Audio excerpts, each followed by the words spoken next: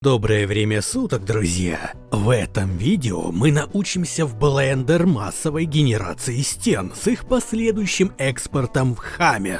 Поехали! Итак, в случае, когда у нас имеется архитектурный план или же схема лабиринта, мы можем забить на любимый, но медленный для строительства Hammer и открыть для себя мир 3D редакторов. В нашем случае это Blender 5 версии, а помогут в нашей задаче два аддона — Trace Genius и Source Ops. Первый умеет экструдировать черно-белое изображение как массив мешей, а второй нужен только для экспорта в VMF формат. Скачать аддоны вы сможете из нашего телеграм-канала, а установить их очень просто. Вкладка Edit, Preferences, Add-ons, установка из архива. После того, как файл выбран, иногда требуется поставить галочку вручную. Если версия аддона не подходит к версии Blender, он не установится, учтите. Чтобы отобразить новые инструменты, нажмите клавишу N. Для начала выберем изображение. Уровень детализации на ваше усмотрение, но иногда резонно понизить его и покрутить значение Color Threshold. После чего жмем Trace Shape. Если все хорошо, обязательно добавляем объем нашему мешу. Иначе при последующем экструдировании плейна экспорт в VMF файл будет провален. Больше ничего настраивать не нужно. Жмякаем по кнопке Finalize. А потом удалим из проекта наш холст. Аддон больше не нужен. Перейдем на вид сбоку, включим рентген-режим, статистику по полигонам. Выделив объект клавишей Tab, перейдем в режим редактирования. Клавиша 3 – полигоны, 2 – ребра, 1 – вертексы. В режиме полигонов удалим все помимо верхних. Запоминаем, как отче наш, предназначение клавиши X. Она удаляет и оптимизирует наши полигоны, ребра и вертексы. Снова переходим к виду сверху. Редактирование вертексов. На данный момент у нас имеется много лишних точек. Чтобы их убавить, не потеряв формы объекта, нажмем клавишу X, Limited Dissolve, после чего картинка станет приятнее. В левом нижнем углу можно настроить уровень адаптивности. Не рекомендуем ставить его более 9 градусов. Иногда может случиться так, что на краях будут заметны несколько вертексов. Чтобы их сшить локально, выделяете их, клавиша X, Collapse. Если мы хотим массово проделать эту операцию, то после выделения нажмите клавишу M, by Distance. Шаг следующий – выравнивание по сети. Выделив все вертексы, приблизьте камеру так, чтобы сеть блендера была хорошо видна, после чего, зажав Shift плюс S, выбираем Selected to Grid. Готово! То, насколько камера близка к объекту, будет влиять на плотность сетки и где будут привязаны вертексы. Теперь начинается не самая любимая часть, но архиважная для понимания построения BSP геометрии. Если попытаться сейчас экспортировать проект в Hammer, мы получим ошибку и пустой экран. Все потому, что вместо треугольных или прямоугольных объектов мы имеем огромный многоугольник. Поэтому сейчас важно разделить каждый изгиб на потенциальные стены. Самый быстрый способ – это выделить полигоны, а после нажать Ctrl плюс T.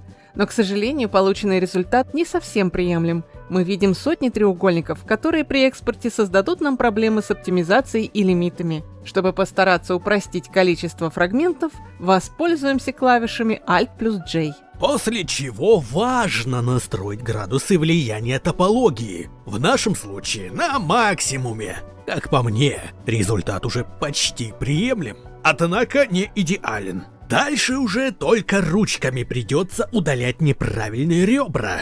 Выделяем несколько спорных полигонов, после чего клавишей X попытаемся растворить лишние фейсы или ребра. Иногда это может давать артефакты. В таких случаях будет проще проигнорировать проблему и исправить ее уже в Хаммере. Пожалуйста, будьте внимательны к тому, что удаляете. Нельзя разом выделять все фейсы. Работайте локально, помня о логике построения листьев BSP геометрии. Чтобы не нажимать бесконечно X в режиме полигонов, после выделения можно использовать клавишу F. Иногда вы захотите удалить или сместить косой вертекс. Сделать это очень просто. Включаем привязку к сетке, выделяем вертекс и тащим его клавишей G. Порой потребуется наличие новых вертексов для рождения нового полигона. В этом случае выделяем ребро, жмем ПКМ, Subdivide, указав количество новых вертексов вдоль линии. Перетащив точку в новое место, соединим ее с другой точкой клавишей J. Когда лабиринт будет готов, останется разделить его на фрагменты, а после на отдельные меши. В режиме полигона нужно нажать Alt плюс M и разделить фрагменты по их ребрам. После чего нажать P и раздробить отдельные фрагменты на отдельные объекты, которые можно будет увидеть в правом верхнем углу программы.